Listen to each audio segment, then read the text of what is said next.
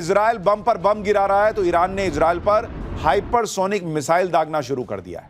लेकिन इजराइल से पिटते ईरान ने आगे का क्या खौफनाक प्लान बनाया है? क्या ईरान परमाणु हमले की तैयारी कर रहा है? आज आपको यह सब बताऊंगा। लेकिन यह भी देखिए कि इजराइल ईरान की भीषण जंग के बीच दुनिया की नजरें डोनाल्ड ट्रंप पर हैं, क्योंकि ट्रंप मन बना चुके हैं कि वो ईरान में घुस जाएंगे। लेकिन ट्रंप के सामने पुतिन और जिनपिंग आकर खड़े हो गए। रूस और चीन ने ट्रंप को चेतावनी दे दी कि अगर अमेरिका इस युद्ध में कूदा तो फिर कुछ ऐसा हो जाएगा जो ट्रंप संभाल नहीं पाएंगे। लेकिन ट्रंप सुनते किसकी? उन्हें तो लग रहा है कि ईरान का खेल इजराइल खत्म कर रहा है तो बचा कुचा काम ट्रंप धमकी देकर पूरा कर देंगे।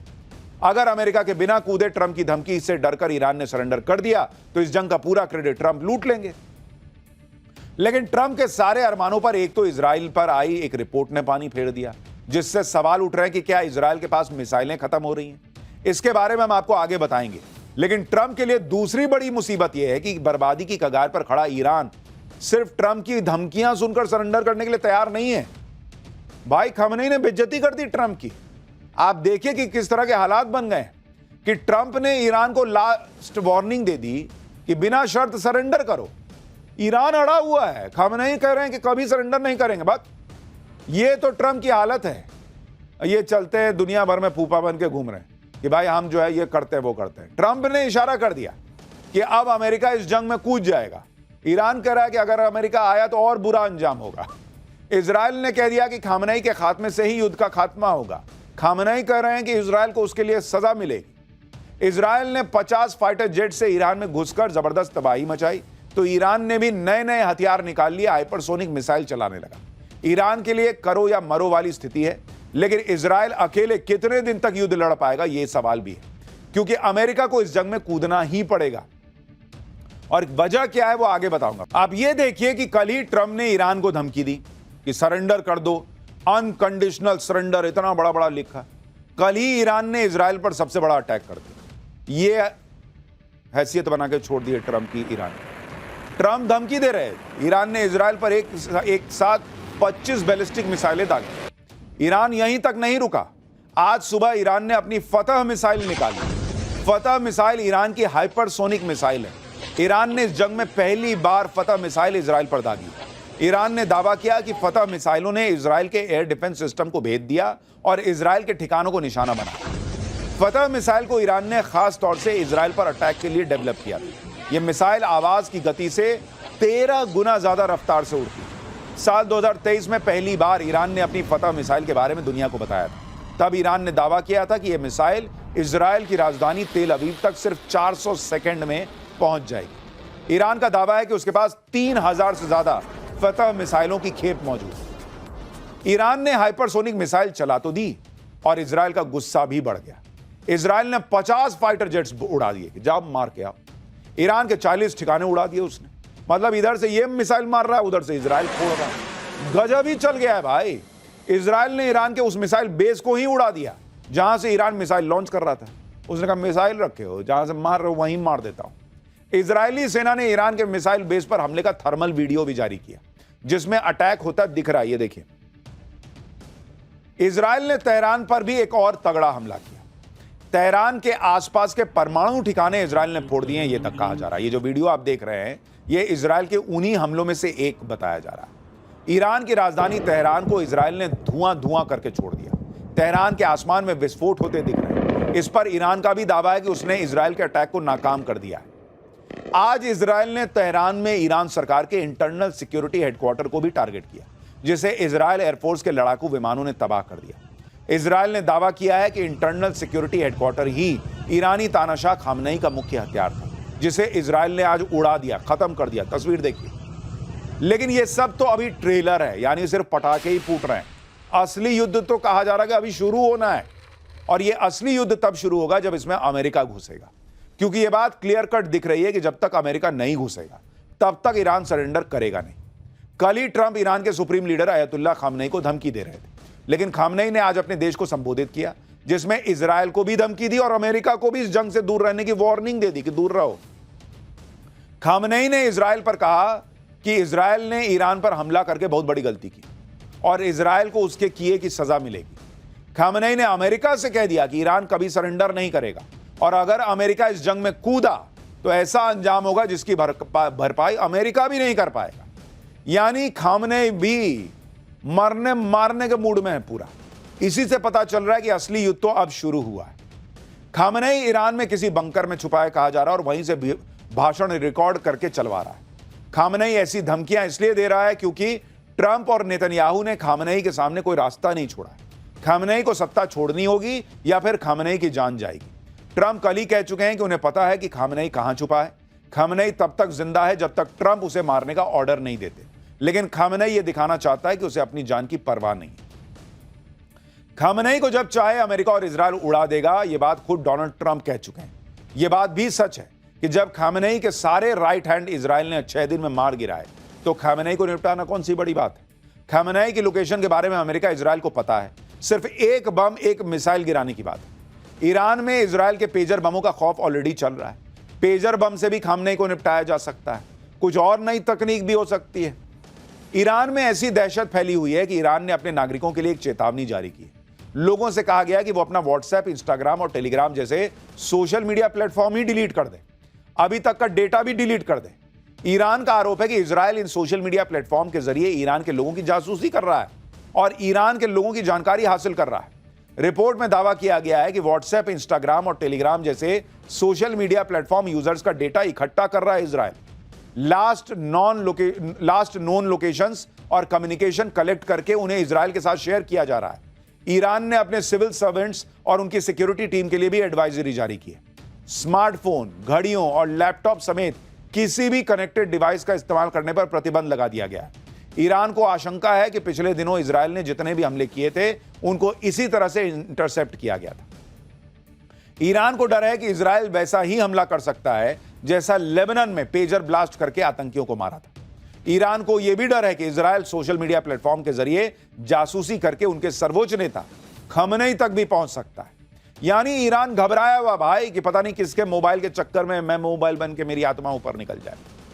खमेनी को जब चाहे इजरायल टपका देगा, यह कहा जा रहा है, लेकिन वो खमेनी को इसलिए नहीं मार रहा क्योंकि अमेरिका ने अब तक उसे रोका हुआ है। अमेरिका चाहता है कि बिना खमेनी को मारे ईरान सरेंडर कर दे, लेकिन बिना खमेनी को मारे ट्रंप ईरान से सरेंडर करवाएंगे तो कैसे? सरेंडर तो तभी होगा जब अमेरिका इस युद्ध में पूरी ताकत से कूदेगा, क्योंकि इजरायल 6 दिन से ईरान को धुआं तो कर रहा है, लेकिन इजरायल के लिए ईरान को अकेले खत्म करना इतना आसान भी नहीं है। अमेरिका के वॉशिंगटन पोस्ट अखबार में दावा किया गया है कि इजरायल के पास 10 से 12 दिन का ही एयर डिफेंस सिस्टम स्टॉक बचा है। वॉल स्ट्रीट जर्नल में भी रिपोर्ट छपी है कि इजरायल के पास एरो इंटरसेप्टर मिसाइल की कमी हो रही है। ये इंटरसेप्टर लंबी दूरी की बैलिस्टिक मिसाइलों को रोकने के लिए अहम माने जाते हैं।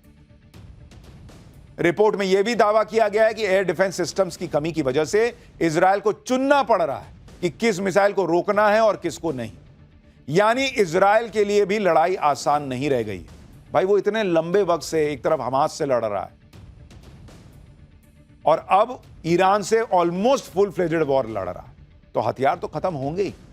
अब जितना ज्यादा युद्ध खिंचेगा उतनी ज्यादा ही इजरायल की परेशानी होगी, क्योंकि ईरान का क्या है, ईरान तो बर्बाद ही हो चुका है, लेकिन इजरायल को भी वो ज्यादा से ज्यादा नुकसान पहुंचाने में लगा है।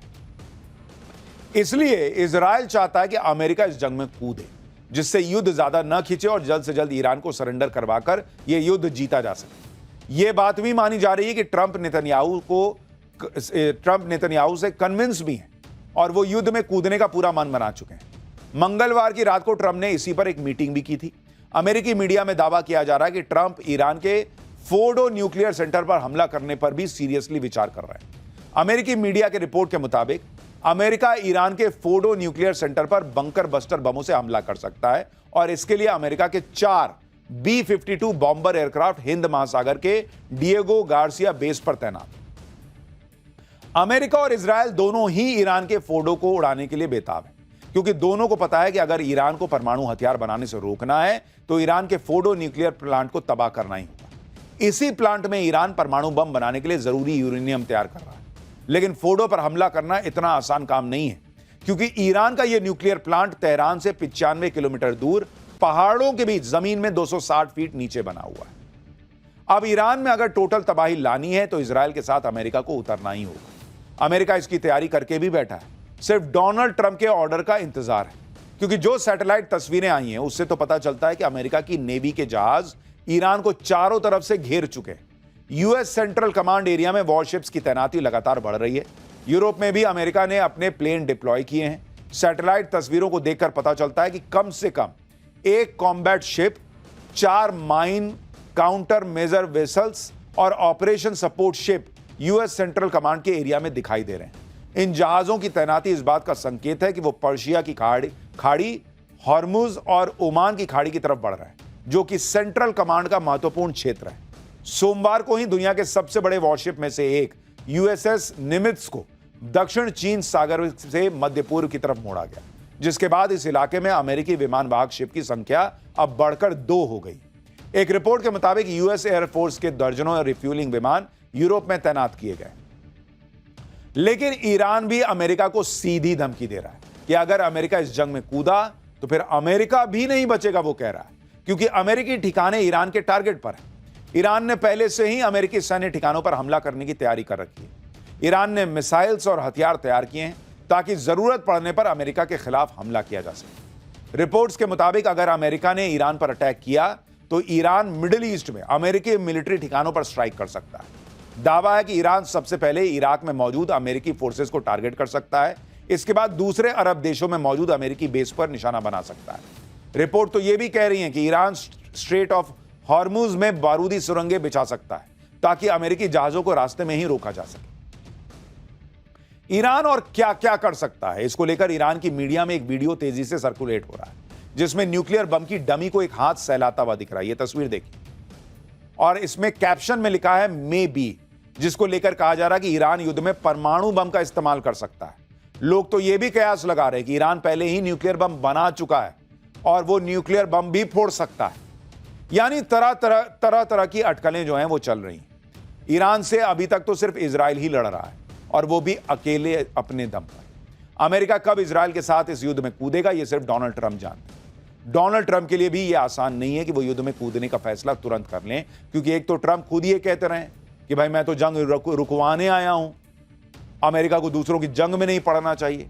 दूसरी बात यह है कि ट्रंप के अपने सपोर्टर्स के बीच कई लोग ऐसे हैं जो नहीं चाहते कि ईरान के साथ अमेरिका डायरेक्ट वॉर में जाए। अमेरिका में एक सर्वे में पता चला है कि ज्यादातर अमेरिकी नहीं चाहते कि अमेरिका जंग में शामिल हो। करीब 60% लोगों ने कहा है कि अमेरिका को इजराइल ईरान जंग से दूर रहना चाहिए। ट्रंप की खुद की रिपब्लिकन पार्टी के 53% समर्थक नहीं चाहते कि अमेरिका जंग में शामिल हो। विरोधी डेमोक्रेटिक पार्टी में भी 65% लोगों ने अमेरिका के जंग में शामिल होने का विरोध किया है।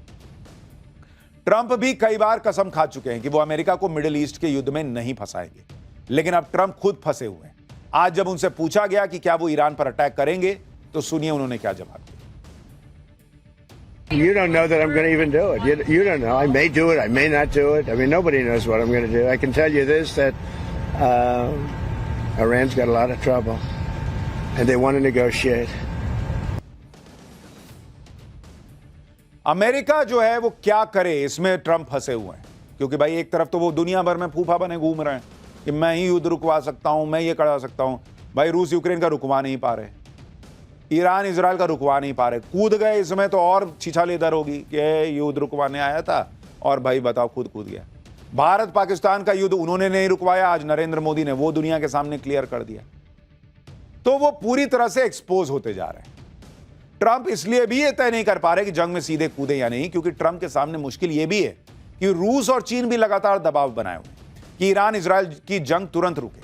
आज रूस ने अमेरिका को चेतावनी दी है कि वो ईरान के खिलाफ इजराइल की सैन्य मदद न करें। रूस के उप विदेश मंत्री सरगेई रेबकोव ने कहा है कि जंग में अमेरिका कूदा तो हालात बहुत खराब हो जाएंगे। चीन का भी बयान आया है कि ईरान के सुप्रीम लीडर खामनेई को मारने की धमकी देकर ट्रंप ने माहौल भड़का दिया है। कुल मिलाकर डोनाल्ड ट्रंप के लिए चीजें इतनी आसान नहीं है, क्योंकि सामने रूस और